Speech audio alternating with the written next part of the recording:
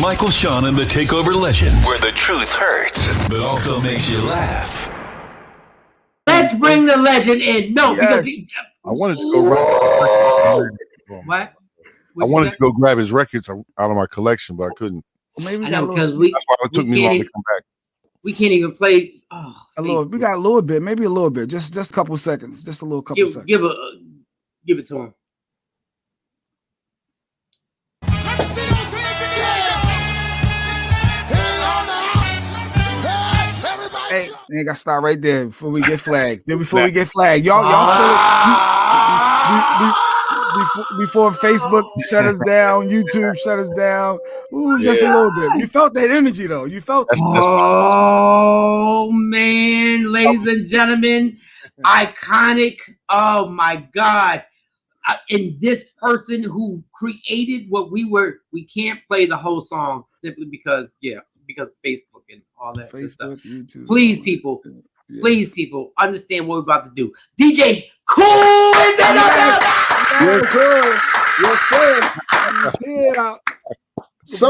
For some reason, my image is frozen. I don't know what's going on. Hold on for a second. All right. Let me see what the deal is. Oh God. Yeah, you're not frozen for us though. We see you. No, we can see you. But go ahead. Take your time. We got time because I got to get this thing adjusted here.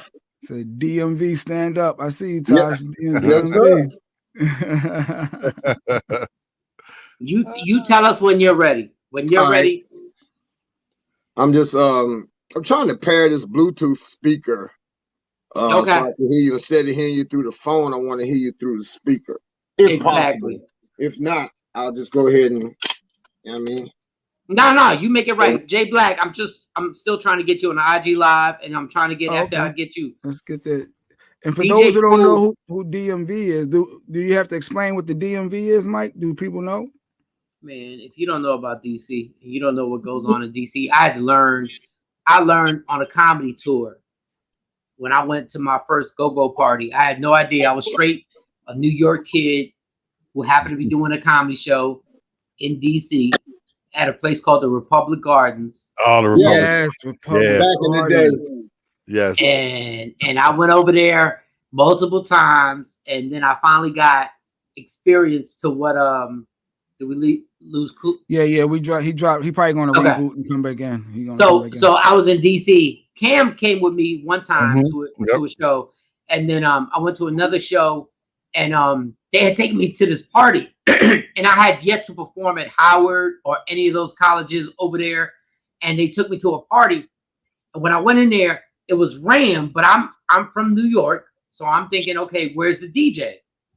Cool, can you hear me? DJ, yeah, I can hear you.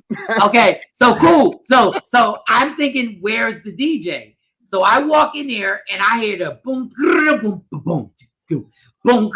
I'm like, I had never been in a party where the band was the DJ, and then all of a sudden somebody grabbed the mic and started doing what they were doing. And mind you, they were mad women in there. But I was so mesmerized because being from New York and being somebody who is hip hop, I was like, yo, this is amazing what is happening right now. Like the control that I didn't even know it was GoGo at the time. I did not even know. I was just sitting there going like, yo, what are they doing? And I'm watching the crowd react, and I'm watching them control everything. And I'm like mesmerized. And back then I was drinking. So I had my shots, and I was sitting there going like, what the is this? And I'm watching it was one of the most amazing things I'd ever seen. I'd never seen this in any part of any of this country. I'd never seen it. I'd never seen it. And I was just like, I don't know what's going on. Mind you, I'm young. I'm probably like 24. Okay. And I'm like, what is this? And I couldn't stop. And then I realized, like, when I got caught up in it, and there was no sex that happened. So I don't want anybody to think there was a girl, a woman who grabbed me and said, just come on. And she took my little light-skinned ass and said, just come on.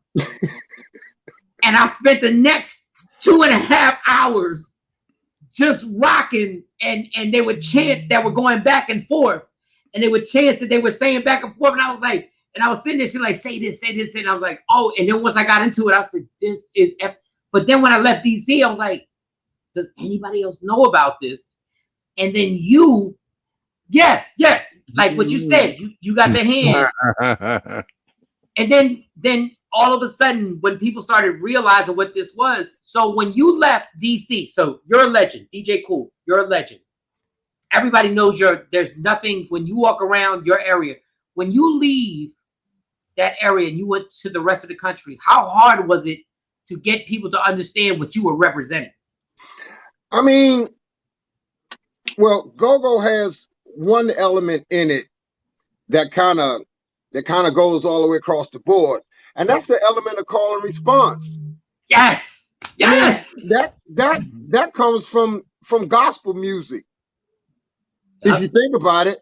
Matter of fact, let's try one right now. God is good. All the time. And all the time. God is good. That's call and response. You see the two heathens. You see the two heathens I work with. But go ahead. They know. I promise you, they know. How you not gonna be black and know that? You know what I'm saying? They know. Facts. Yes. So that is one of the elements of go-go music that kind of goes all the way across the board. The element of call and response, number one. And then number two, you talking about, all right, you came into a spot and you listening to and watching a bunch of live musicians. Everybody likes live music. Yep. You know, a DJ, you could take him or leave him. You know, depending on the skill set. Yeah. Everybody likes live music. Yeah. And then, at least for us as black folks anyway, when you hear them drums. The drums were amazing. The drums were amazing. Like the drums, like the pressure on the drummer when it comes to a go. How about this? The pressure on any music with a drummer, the pressure's on him or her. But in go-go, like that ends the show. Like if he fails, the whole thing fails. So and this is my thing with that, with the culture. And I love the fact that DC in that area reps their culture so crazy. Like there is no, when you walk into that area, you understand what it is. There is no, like, we're going to try and make it sound a little bit like this, or we're going to try and make it sound a little bit like that. No, you're not. This is how it is. It's going to be as hardcore as it's ever been. So you come to Philly. So I was born in the Bronx, raised in South Jersey, and I worked on Philly radio for like 7 years. You come to Philly and go to Bahama Bay. Bahama Bay. Okay. I'm outside the club that night. Okay. On everything I love. Cosmic Kev, Dougie Fresh is there. I'm outside the club because the dudes that, I don't even want to talk about these whack ass dudes that I was with that happen to be. So I know what's going on in there and everybody's walking out. First of all, when you did that, let me clear my throat. Did you know Dougie Fresh? Did you have a setup with Dougie Fresh? Was it a routine or did it just happen? Well, first of all, Dougie was not in the original recording that was done at Bahama Bay. Oh, okay. That's what I thought. Don't worry about it. Don't even worry about it. The way that came about, I'm going to try to tell you the most abbreviated version of it. Well, as a matter of fact, let's just talk about the night at Bahama Bay. The original, okay. Yes, which is the original recording. Or rather, which is where the original recording comes from. Right. The way that even came about is my manager is from Philly. Walt Reeder Jr. Shout out. Walt Reeder. Yes. What up, Walt? The absolute best. All right. He booked me for a show in Philly that night because of the record that I had, 20-minute workout, which is a go-go record, which was now that you mentioned Dougie Fresh, which is based off of a beat from a track from a Dougie Fresh record, I'm Getting Ready, right?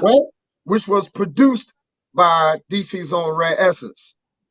We're going to get into that part in a minute. So I was booked to do the show, and we just happened to perform "Let Me Clear My Throat," and we recorded it live in one take. And nobody in the audience knew that we were going to record the song. The only folks that knew that we were going to do the recording was myself, my DJ, and my mobile studio engineers. That was it. Nobody knew. We had the place mic'd up and everything. Nice. So I counted it off, and we went into it with one take. And I guess 25 years later, the rest is history and God's blessings. You know what I mean? Wow. That was so. Your intentions was to make a record off of that live recording? Yeah. When I came, I mean, I already knew we was going to record that night. Nobody else knew. Nice. Because I wanted genuine reaction. The raw. Right, yeah. I mean, so the thing is, once again, we just doing the show. I've done several records like that. A 20-minute workout was done like that. We recorded that one live in a club called Alfie's Uptown Lounge in Richmond, Virginia. I Got That Feeling was recorded the same way live. That was done in a club in Baltimore. Yeah, shout out to Frank Ski. He was there with me that night. Shout out to Frank Ski. Shout out to Frank Ski. All of my records, when you hear those live recordings, those are live. Not studio live or none of that. That is live, one take, right there on the spot, get in and get out. Even the video. All right, now let's talk about Dougie. Let's talk about the video remix that featured Dougie and Biz. And while we talking about Biz, while I mention Biz right quick, let's make sure we continue to keep him in prayer. Sure. Another fun fact about the way that I recorded the audio for the video. I came in on the set that day and I told the video director, I say, listen, I don't have any playback. We're about to record the audio portion of this video live. He looked at me like I was crazy. He was like, you know how dogs be turning their head, like trying to figure out what the heck? Yeah. He looked at me like that. I said, don't worry about it, man. I said, you just keep the cameras on us. That's all you got to do one job. Just keep the cameras on us. We got the rest. So, Dougie and Biz had no idea as to what I wanted them to do. When they came on the set, I grabbed Dougie. I said, look, Dougie, I need 8 bars from you. I said, I'm going to lead you in and I'm going to lead you out. I told Biz the same thing. I counted down. We started. So when you say, when you hear me say now all the way live from New York City, Mr. Bismarck, grab the mic, give Biz, can I kick it? That's old school hip hop. That's old school. That's just old school MCing. That's 2 turntables on the microphone. That's what Let Me Clear My Throat is. Dougie Fresh, my mellow, my man. Get on the mic and do the best he can. What does Dougie do? Dougie, once again, it's a freestyle. Dougie comes in with the Wizard of Oz. Oh, we are proud. Once again, call and response. Because me and Dougie and a few other of us, we are the masters of that because that's the school we come from. We old school. You know what I mean? But we know how to take those old school elements and apply them everywhere. Now let's talk about Clear My Throat real quick, or Let Me Clear My Throat real quick. A lot of people outside of the GoGo community, when they hear that record, they think it's a GoGo record. It ain't a GoGo record at all. That's Mark 45 King, the 900 number that's driving that record. Now that's about hip hop as you can get. And I'm from the Bronx and I'm 50. So when that you hit, already know. You know. Yep. But there was elements of GoGo in that song. And the elements, where the GoGo elements come in at was my vocal performance on that song with all the call and response, with all the spontaneity, plus the fact that we recorded it live, which is a GoGo thing. So, and I'm from DC, so it's going to feel and sound like a GoGo record. But technically, Let Me Clear My Throat is old school hip hop. Yep. 2 turntables on a microphone. That's all that is. The DJ and the MCs, and we were just up there old school MCing it, call and response. It's live. 900 number. It really don't get no more hip hop than that. So that's what. Yeah. People want to ask me what Let Me Clear My Throat is. That's what it is. So, And the amazing part of this, there's so many aspects of this. Number one is I love the confidence, you coming from a different city, going to Philly and doing your thing and like I'm about to kill this. And I'm a stand-up comedian. I've been hip-hop. The only reason I'm a comedian is because I learned how to rock a microphone because of hip-hop. Mm-hmm. That like I learned how to be a comedian from other comedians and watching, but I learned how to be on stage from watching MCs and parts do their thing. I just always wanted to know this. I was outside the club, and I say this story all the time, and I heard the eruption. Like I heard what's going on, and I got there late. Like, is there a minute? Because I know there's some shows I've done where I can go back and be like, I knew this was something special. Did you feel that there was something special when because you said some stuff that forever has been said at clubs for the next 25 years. Like what you said in your call and response was like, now everybody knows it's the usual thing that you would say. If you got your own, if you don't need a man, but now that's regular now. That wasn't regular when you heard the response. Did you feel that this was something special at that moment? I don't know, man. Like, I don't really get into myself like that, honestly. I'm just up there having fun with it. That's all. I was up there saying things that I know that women would like to hear. Stuff that I know that they would respond to. That's all it is. I didn't sit there and think that. I like, well, damn, or I had to write it down, all that. I just went up there and I was just that's the MC side of me. I'm a DJ / MC. A humble legend. You know what I mean? Like, I'm hip-hop and I'm go-go. And so coming from both those particular cultures, I can get in front of any crowd. I don't give a damn who it is. And I totally understand it, but I'm saying when you felt the response, did you go like, "Oh, we got him there"? Because as somebody who's a master at this, you know when you like, okay, I'm about to take y'all somewhere so far, like y'all don't even know. When you said your first thing and they responded, did you think in your mind, you have no idea where I'm about to take you right now? I think to a particular degree, yes, because okay, you're a performer, so you know when you got them going. Yeah, you know what I mean, and you get that little feeling of confidence over you, that little slight feeling of power because you got the mic and whatever you say, everybody's gonna hear it. And every damn thing you saying, everybody is leaning on everything that you saying. You know what I mean? So in that regard, yes, I did. Nice. I did. You know, as a performer, what really got me is when you said, turn the monitors up. Turn the monitors up. More music in the monitors, yeah. When I heard that every time I hear that, I go, oh, that makes me feel so good. He's like, turn the monitors up. I need these monitors, even though I'm about to kill these right now. I need these monitors. Yes. I always love that part of, to me, that is the realest part of the whole thing where you're like, yo, white boy, turn these monitors up right now. Because it's about to happen. Now, I'm gonna tell you the realest part of that recording that I didn't find out about until probably almost 10 years later.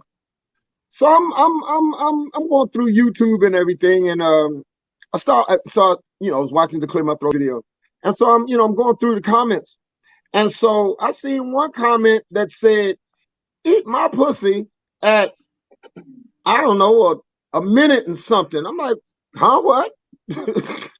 So I said, let me scroll through this video.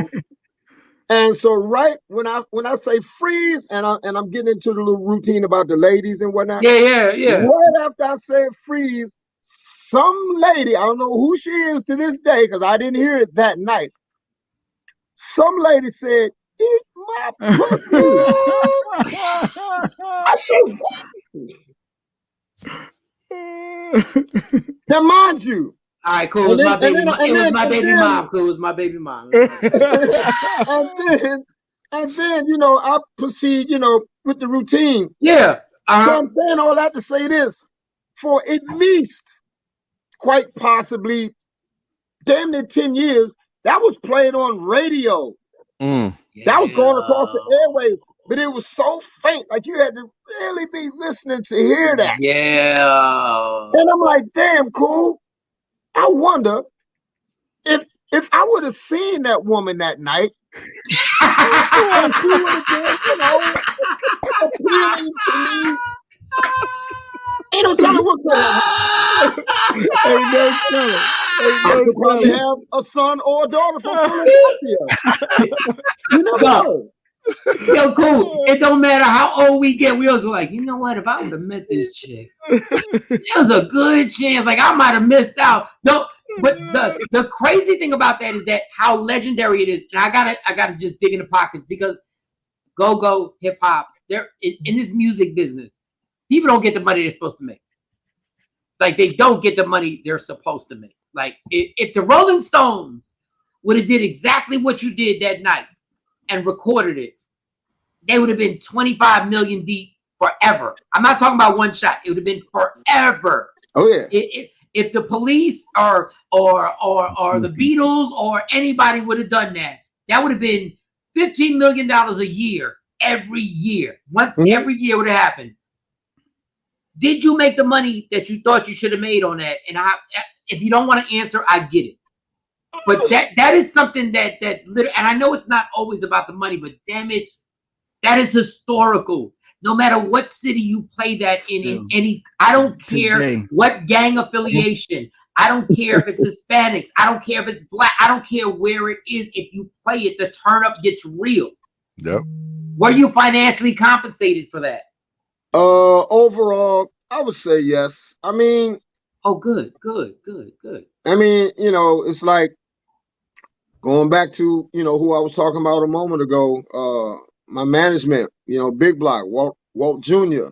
He makes sure that, that our business is straight. Shout out to my lawyer, Bernie Resnick. You know what I mean? Got them Jew boys with me. You know what I'm saying? I make sure that business is straight. Yeah. The only thing is, as far as the promotion and marketing side of things, that was not taken care of properly. That record started out on an independent label that was out of Baltimore, Maryland. I'm from DC, but that was out of Baltimore, Maryland at the time. Shout out to Steve Janis. Right. It was a label called CLR Records, a little small indie label. So I'm saying all that to say they really didn't have a video, money for video budget and anything as far as promotion and marketing is concerned. So we were not able to maximize on that part. You know what I mean? It later got picked up by American Records. Rick Rubin. I would give him a shout out, but I ain't never met the man. That's another story. Shortly after the record blew up, just up out of the damn blue, they lose their distribution deal with Warner. So thank God, to God Almighty and the DJs that kept that record going. You know what I mean? Right. Yeah. So in that regard, no, I did not maximize on this song. But here we are right now, talking about this record. This year happens to be the 25-year anniversary of Let Me Clear My Throat. Yes, I've been around the world, I don't know how many times. I've been to just about every country and every continent for the most part that you can go to because of this record. We've gotten a lot of business with the NFL, the NBA, Major League Baseball, the NHL, all college sports, movies, television commercials, TV shows, everything. And so my publishing and my sound exchange checks every 6 months and every 3 months, they're good. God's good. Clap it over there. Clap it over there. God's good. He really is. There you go. Nice. You know what I'm saying? So, like for an example, through this whole pandemic, and that's another whole conversation for another whole show, but I will say this. I have not necessarily needed or wanted for anything. Matter of fact, let's just erase that necessary. Let's erase that word out. I have not needed or wanted for anything during the whole time of this pandemic. And I've only had one. Matter of fact, this past Saturday was the first show that I had in a year. Wow. Wow. There it is. Yeah. But I have not had one moment to where as I was saying, damn, man, I wonder where I'm going to get this money from to take care of this. Well, God been holding me up. So between God and Walt Jr. and Bernie, good. God. That publishing is important. Yes. The loyalty to Warrior Jr. too over all those years. That's hot. I like that. He is family. He is family. He is, you know what I'm saying? He is family. Yes. And the amazing thing is to finally hear artists with a good story. To finally hear somebody who's like, listen, I've been good with speaking to the legendary DJ Kool. There's so much I want to ask you because you represent so much, especially in that DC area, and the weight. Like when you go to DC, your name is always on the tip of everybody's tongue. Where's DJ Kool? When you have that responsibility of being that name, does it get kind of weighing because everybody wants to know your opinion on everything that comes out that city? I mean, no. You gotta understand something. Right now, you're talking to probably, and I know this doesn't have anything to do with ego, but I'm throwing this in there. Go ahead, yeah. You're talking to quite possibly the most humble artist you're gonna ever meet, or music industry person, or what have you, that you're gonna ever meet in your life. I'm one of them. Right. Anytime you see me, I'm gonna treat you like I've been knowing you 30 years. You know what I mean? Because of this fact right here. I tell people all the time, you could be Mr. All That today and be Mr. Who That tomorrow. You know what I mean? So you need to be thankful for the privilege. You need to humble yourself. You know what I mean? And some of these cats, for real, they really need to get over themselves. Because they doing too much. They doing too much. So I'm just me. I'm just a cat from Southeast DC. You know what I mean? And that's it. That just happened to be able to make a living using my passion, using my gift. That's it, man. Anything else you want to put on top of it, that's on you. So the verses, other than that, man, I'm just, like all that old kind of stuff, I don't even think about it. I'm just moving around. As the 5% say, I'm just God body with it. You know what I mean? Right. I keep God first because that's most important. That's the do all and end all of everything. And just understand that all throughout this interview that we doing, I'm gonna always touch on some part of something spiritual, because that's how I move. Nice. I'm gonna always put a little bit of that in there. I'm gonna always sprinkle a little bit of spirituality in there. I ain't gonna preach to you. I might get a little Farrakhan a little bit. You know what I mean? But you're gonna know that you're gonna know who I thank for all my blessings. Every morning I get up. Every morning. So Jay, ask him the question, because I have a question. I want to keep it on DC, but go ahead, ask your question. Yeah, I was just wondering about the verses, because the Redman and Method Man verses literally just happened and it was fire. And I was shocked when you came out. How did that come about? How did you get that call? Like, what happened there? Red and Meth, those are my nephews. I'm their Uncle Cool, as they like to call me. I've been running with Redman since 2001. We had a gold record in 2001 called Let's Get Dirty. Yep. I wish we could play it, but we can't because Facebook and YouTube, you bastard. That's why we can't play it. That's not even Facebook. You know what? We're going to get on that one in a minute. But anyway, they family, man. That's my family right there. Nice. That's all I can tell you. I got the call at the last minute. And I guess they already knew, you know what I mean, for quite some time. But I guess they were trying to make sure they had everything all together. I wasn't even allowed to make an announcement to let people know that I was going to be performing, because I was supposed to be this surprise thing or whatever.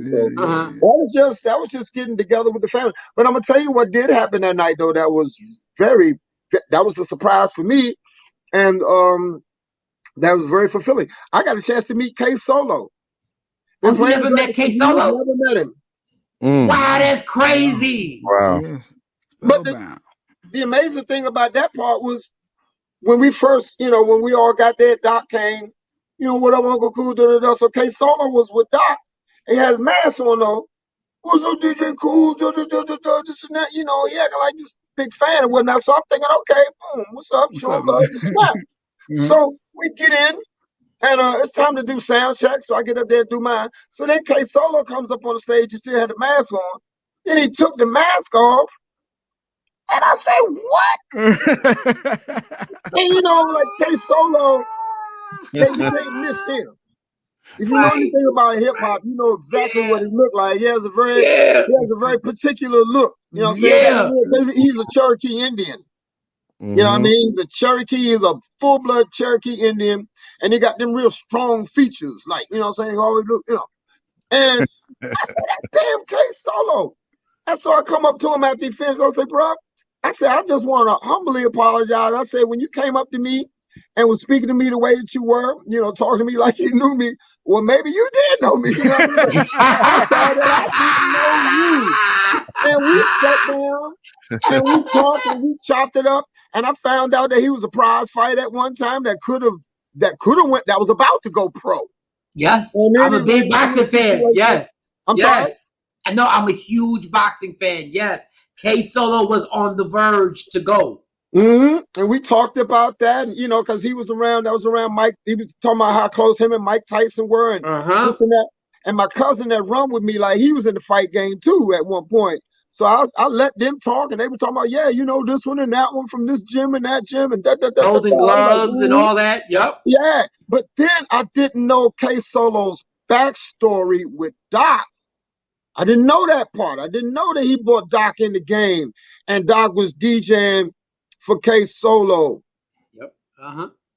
We chopped it all the way up like that day, like that. He was amazing to me. Like, so yeah, K-Solo is family. So now I see why he was acting like that towards me, because of the way that Redman acts like that towards me. I mean, I'm 10 years older or more than all of them. I'm 63. You know what I mean? And the rest of them cats, they late 40s, early 50s, which is amazing in itself. Like, Method Man is 50 years old. That's amazing. That's not old, but that's just an amazing number. You would, we see Method Man, them, they was youngins when they come in the game. Like, you know what I mean? Yeah. Yep. Look, I say this cool. You said 63. I would have never known that. I would have.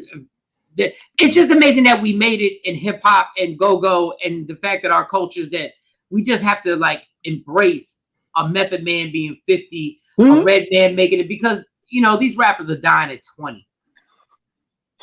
They're dying at 20, 21 years old before they even, like, Biggie died young. Yeah. But these rappers are dying before their first hit single comes out. Yeah. And it's sad, but do you want to say something about that? I really didn't mean to cut you off, but I just wanted to add to that. That has everything to do with the way that they living, man. Yeah, I've been saying this all the time. Cool. Going back to what I was saying earlier, they ain't got God in their life. I ain't saying they got to be in church every Sunday, every other Sunday, or in church at all. But they don't know him. But see, this is who their God is. Chasing that bag. This is their God. No, I hate it. You see, so this is why they don't care nothing about the culture. They don't care to learn about the culture. That's why they can get up there and think that, going and think that that's all right, and think that that's a part of hip hop, which it is not. Thank you. I'm not hating on you, but I'm telling you the truth because I can. I'm part of this. You know what I mean? Absolutely part of this, and so yeah. And cool. I just want to, and I'm glad you're saying this. And I don't know. I've been saying this for years. I've been on radio for over 20 years, from Hot 97 to being in Dallas K104 to doing what we're doing right now. I've been saying this for years. We're the only musical culture on the radio that we're always led by 20-year-olds. So when the 30-year-olds become 30, we're moved out. Like if the Rolling Stones released an album right now, the entire country would be on alert. The Rolling Stones are releasing an album, and those Rolling Stones could tell anybody, watch out for this pitfall. Watch out for that pitfall. Watch out for this. In hip hop, it's you turn 29. So if Big Daddy Kane were to release an album right now, no urban radio station would play it. No urban radio station would play an LL Cool J album, a Rakim album, and these are we don't get to evolve. So guys like you who can say, young man, come here for a second. Let me talk to you for a second. Let me tell you what you got to watch right now. Let me tell you what they're trying to do to you right now. This is what they're trying to do to you. We don't get that because we've been manipulated to, all right, you're there. You're old, G. You're old. I got to get this bag. I got to get this bag. But on the flip side, the Rolling Stones will tell you, you're going to get this bag, but let me tell you what comes with it. And let me tell you what you got to sacrifice for it. And what they're going to make you do for it. And you don't have to do it because you can live a good life if you just listen real quick. If you just listen to these gentlemen, these grown-ass men, whoever it is, DJ Kool, LL, Rakim, even a Russell Simmons that says, I can tell you from the offices what they're going to do. It just frustrates me to no end because it's almost like I feel like I don't even know how to get that point across because guys like you with way more clout than I will ever have in this game get shunned off and they won't let us communicate with these young guys. They won't, and young women. Let me just not say young men, young women also who are getting used by these record labels strictly for their sexuality and being like, yo, let's do the Grammys and you lay on her and you grind against her and this is going to be great. And they have nobody to grab them and go like, don't do it. And I'm sorry I got on my soapbox, Cool. But well, I mean, we on the air, man. You need to get on that soapbox and stay on there for a while because a lot of people need to hear that. This is your opportunity to let it out. So you're doing what you're supposed to do. Yep. And I just try and first of all, we're speaking to the legendary DJ Kool. Listen, from 1971, I was born in the Bronx, New York. The first hip hop song I heard, I was like 7 or 8 years old. I've heard 7 million ways a rapper can tell you how to kill somebody. You heard it all. You can't tell me any other way how to kill somebody. And I'm not, listen, I get it. I thought it was fly too. I get the whole thing. But the manifestation of this is that we keep telling ourselves that we manifest our beings. Our words manifest where we're going. So if you keep saying this and rappers keep dying at a younger and younger and younger age, don't you understand what you're putting out there is coming back? And hip hop is being used against us now. The same thing that helped me make my career, even in comedy, it's being used against us now. Every disrespectful act that's going against females, we promote. And this is the last thing I'm going to say. We lose a rapper and he dies, he gets killed, and we mourn him. Then we get in a car and listen to a song of a rapper bragging about the same thing that just happened to the person we're mourning. Does that not spark anything in you? Like, I'm listening to a guy saying he ran up in somebody's house and killed him, and Pop Smoke got killed the same exact way. It sells. I mean, to put it blankly, it sells. The other, the consciousness doesn't sell the same. So yeah. And it's almost like we know what it is. We know who took over the culture. And people get mad when I say hip hop don't belong to us no more. It don't belong to us no more. They put us out there and say, this is what you should talk about. And it saddens me because this is the one thing in my life that I know I was there from the beginning. I was there from the beginning, from when people were scratching in the part and we didn't know exactly what the hell are you doing. But all we know is that this is dope. Like, we know that this is amazing. It can change everything. And now it's being used against us to have even oh, the women being portrayed. And now I know a 20-year-old is like, listen to this old man talking. I was about to say that. Now they're going, listen to the old man. You gotta embrace it. And I'm sitting there going like, yeah, but you're going to realize how you've been used.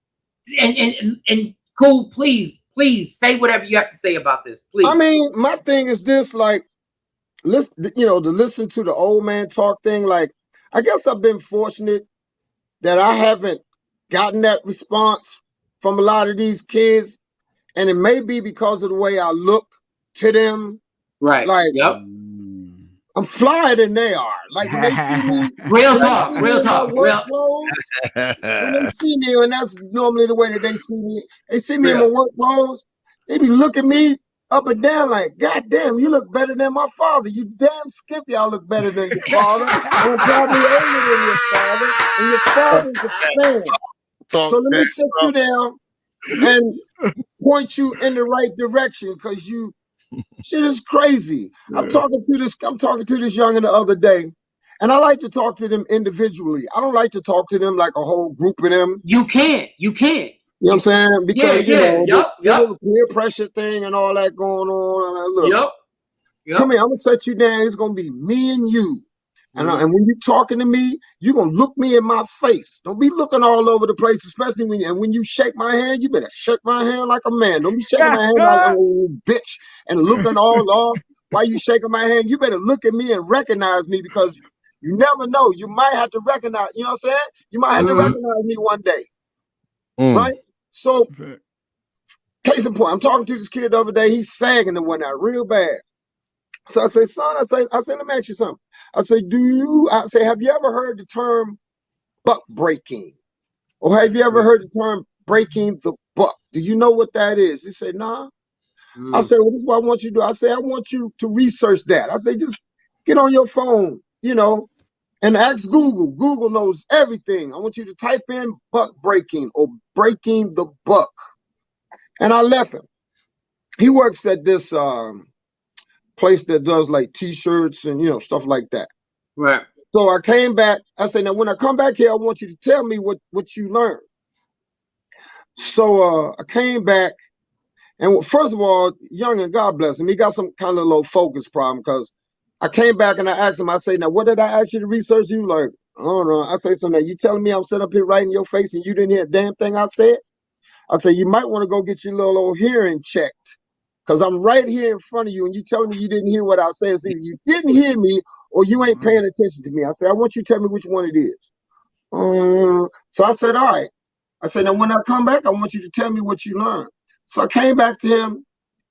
He wasn't able to tell me now. So I said, Shawn, I said, let me tell you something. So I broke the whole thing down to him about the buck breaker thing, coming from slavery and stuff like that. Yes.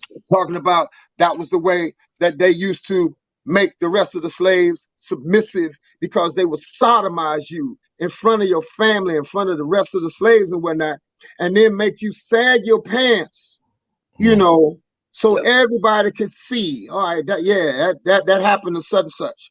You know what I mean? And if I don't act like I'm supposed to act, then I'm gonna get sodomized too. And then how that whole ideology transferred to prison. You know what I mean? When people sagging their pants, that let somebody know, look, you somebody's bitch. You know what I mean? And or you making yourself you're available for sex. Yep. You know what I mean? And so I'm telling them all these things. And I'm like, well, bro, I say, now, do you represent? Are you cool with stuff like that? Like, you want to run around here looking like you advertising for a man to get with you in a sexual manner? He looking at me like I'm crazy. I said, bro, I say, that's what you're doing right now. I say, you need to get your, you need to get your appearance together. You know what I mean? I say, because at the end of the day, the reason why I'm talking to you like this, I say, I don't know you from a goddamn can of paint. I say, but the reason why I'm talking to you like this is because you are a part of the youth.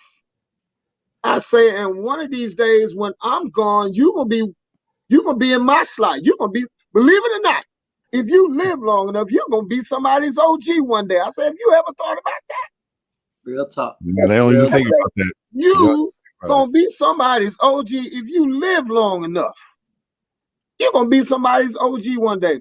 And so you're gonna have to be able to teach these next ones coming up. especially us being black folks, you know, because of everything that we got going on against us and the stuff that we've had going on against us since a lot of our ancestors, not all, but a lot of our ancestors were brought over here in the Atlantic slave trade.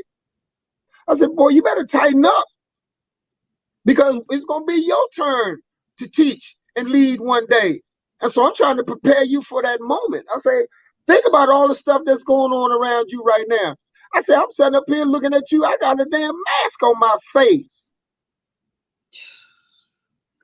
I said, have you ever thought that we'd be running around here with masks on our faces? Have you ever thought that you would hear conversations on the news talking about trying to make vaccines mandatory and, you know, and these companies pushing vaccines like they got a brand new record coming out or something?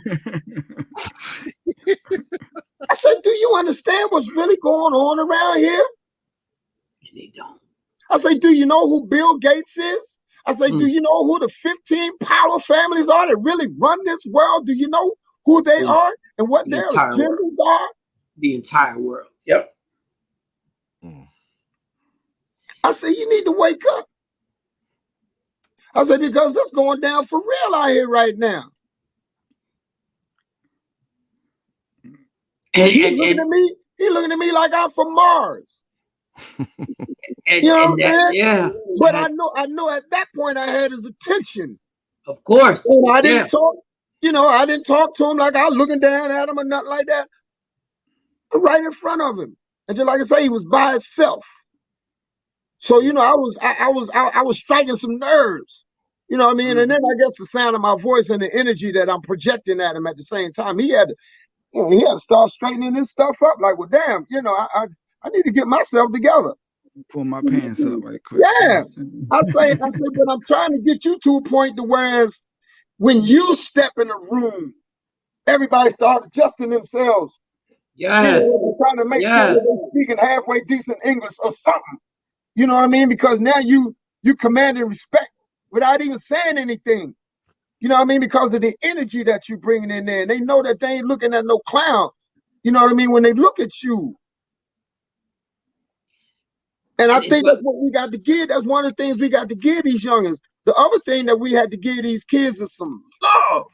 A lot of them ain't never had no love. That's why they out here acting the way that they acting.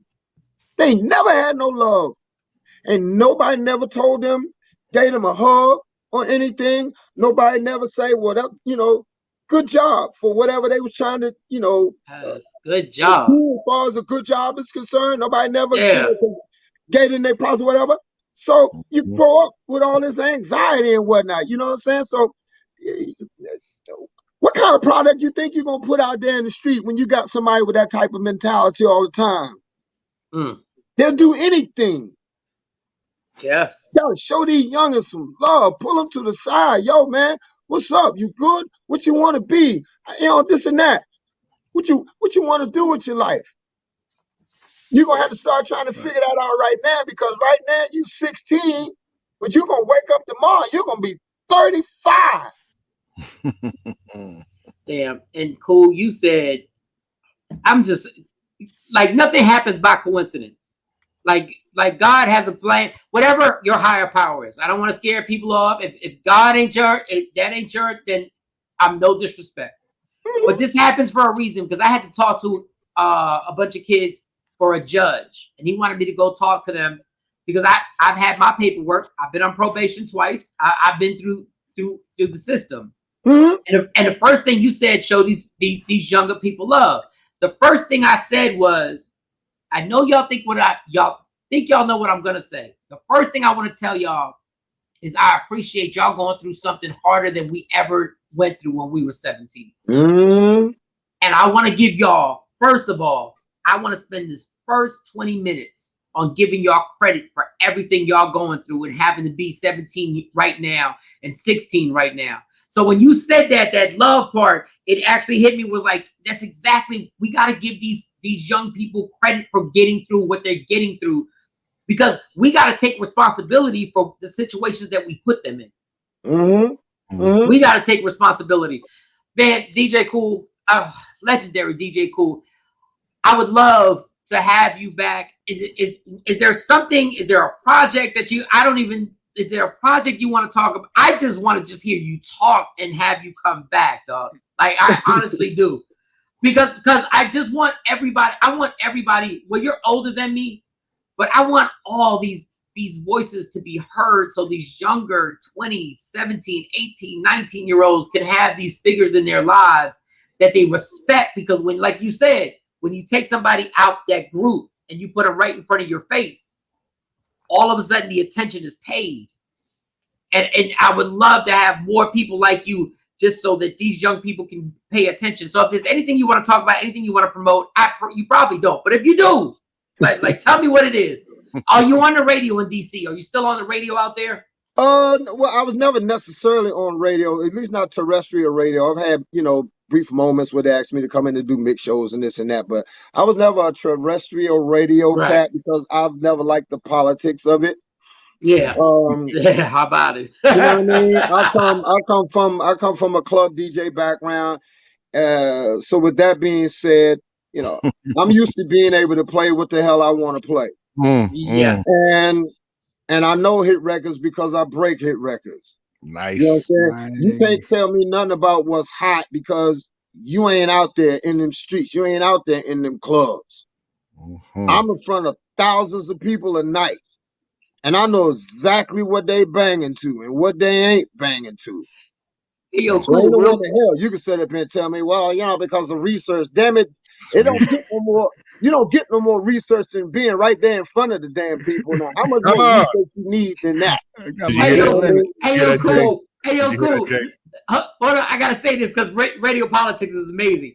I sat in a room with a program director and assistant program director who told me to my face, as I told him, well, Jay-Z's good in the clubs. They told me Jay-Z is a good club song.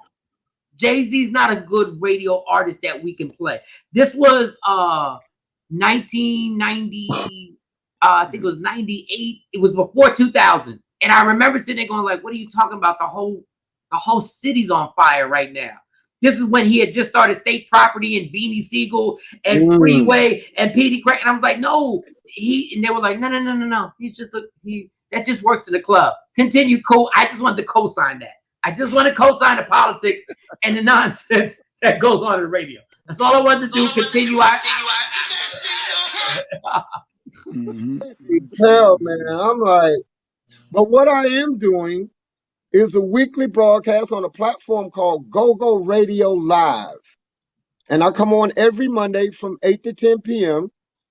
And I play numbered 80s and 90s go-go.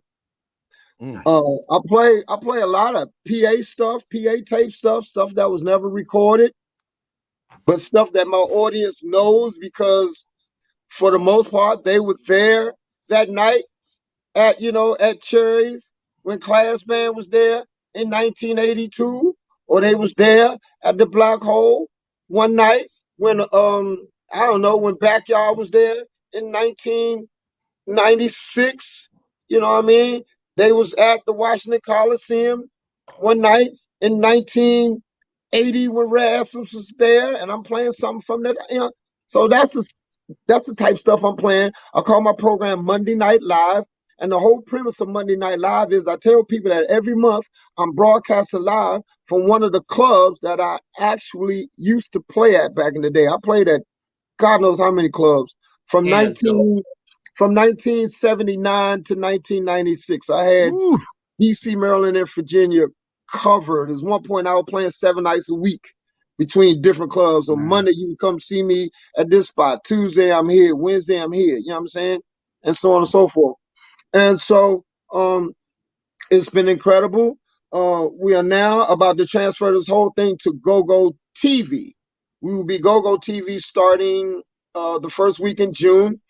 And right now, we could be seen on all of your smart TV GoGo your smart TV apps, Roku, and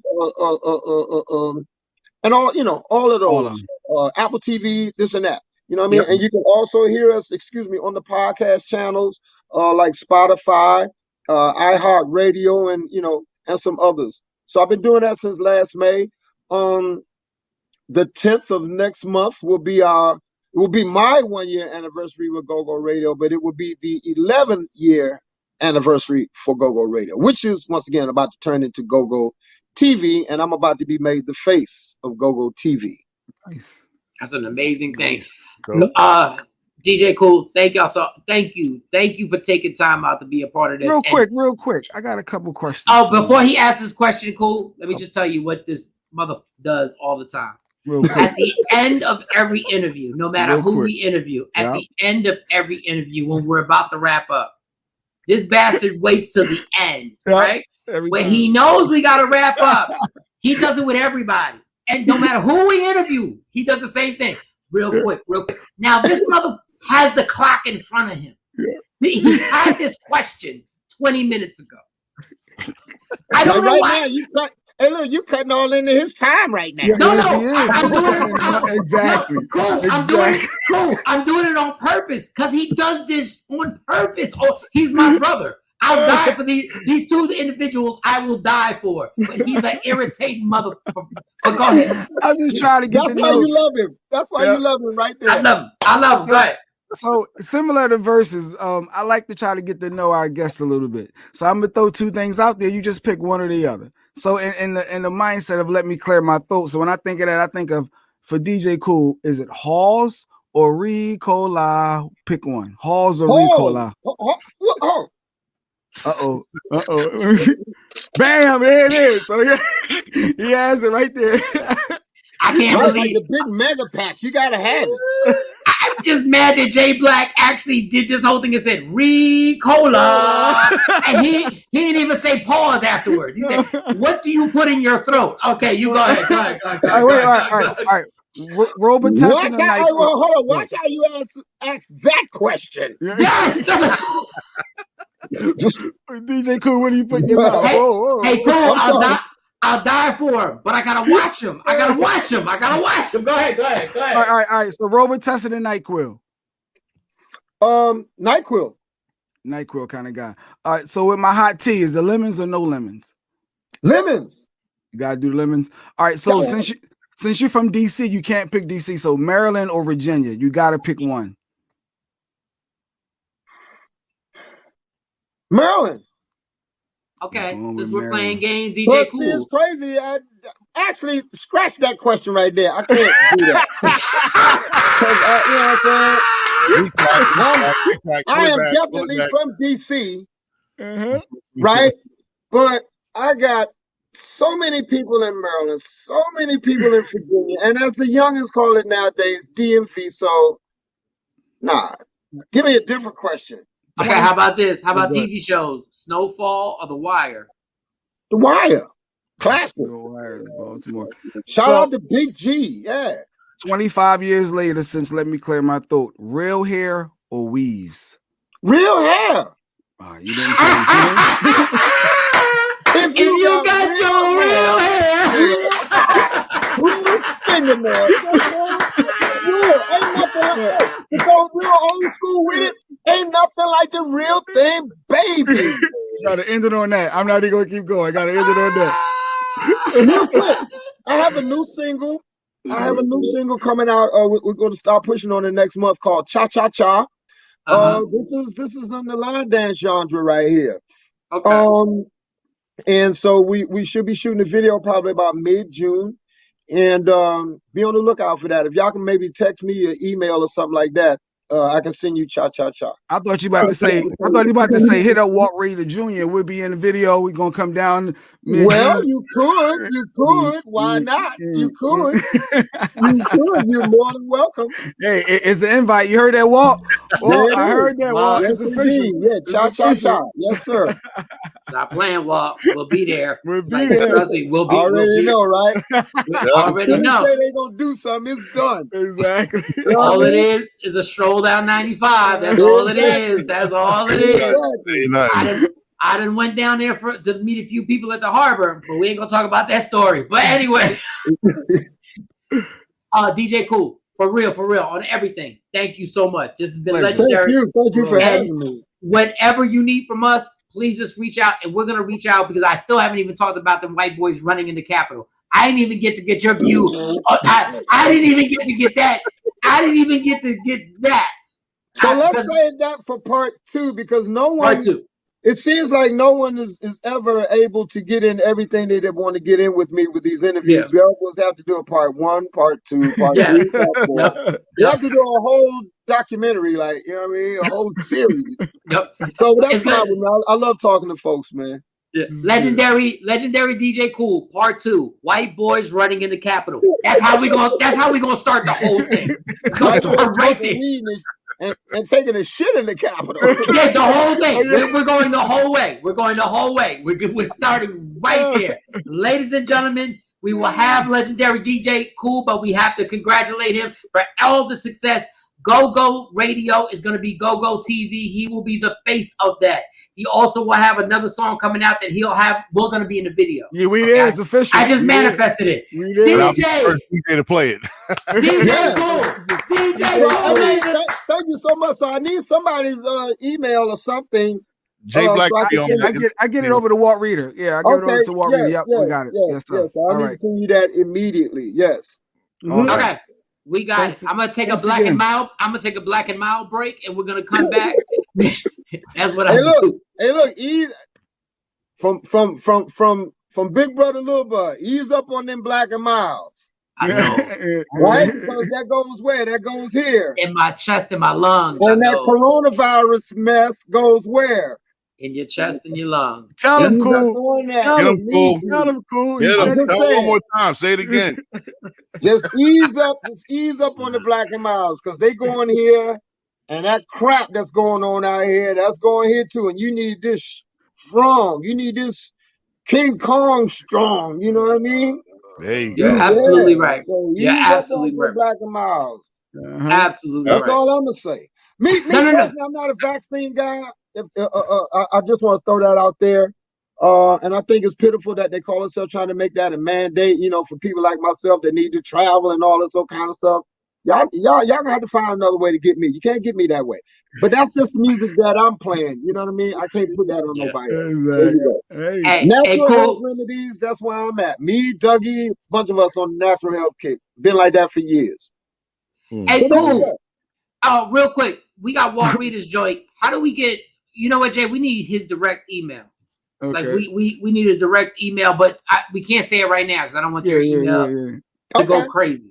I don't even know how we go about doing that. Can we put him in the waiting room and get it? Yeah. Yep. Is there a way we can? I thought I already had it. I mean, I can give it to you backstage, so to speak. Okay. All right, cool. All right. Hey, DJ Kool, you have no idea. You stuck with us now. You stuck with us. You have no idea.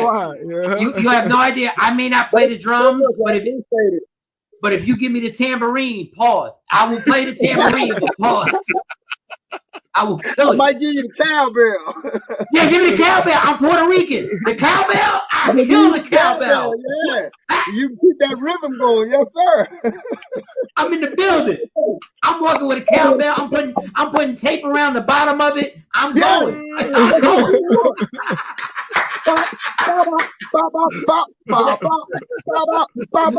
Yeah, boy. I'm in the building. Oh, I might not smoke a black and mild that night. DJ Kool. You gotta start somewhere. You know what I'm saying? You gotta start slow. Thank you, and thank you for everything. Everything you brought to the culture. Yes. Ladies and gentlemen, we're gonna take a break. We'll come back. Michael Shawn and the Takeover Legends. Yeah. This is my uncle, ladies and gentlemen. Make some noise for the legendary DJ Kool in the building, everybody. Yo, hold on, Kool. See, he went and got a little fancy jacket. What? He got the shimmy on the side of the. So you did the whole outfit. Yeah. The jewelry, everything. Yes. Just to do a hook. You know what? Nah, you got to do something else. I tell you what. Let's break it down like this. Hey, yo, Scratch, hit me with the horns, man. Y'all ready? Let's go. Oh, no. Let's go. Y'all ready? Let's go. Let's go. Come on. Everybody jump, jump, jump, jump. Michael Shawn and the Takeover Legends. Your escape from reality. Right here on Free Agent Radio.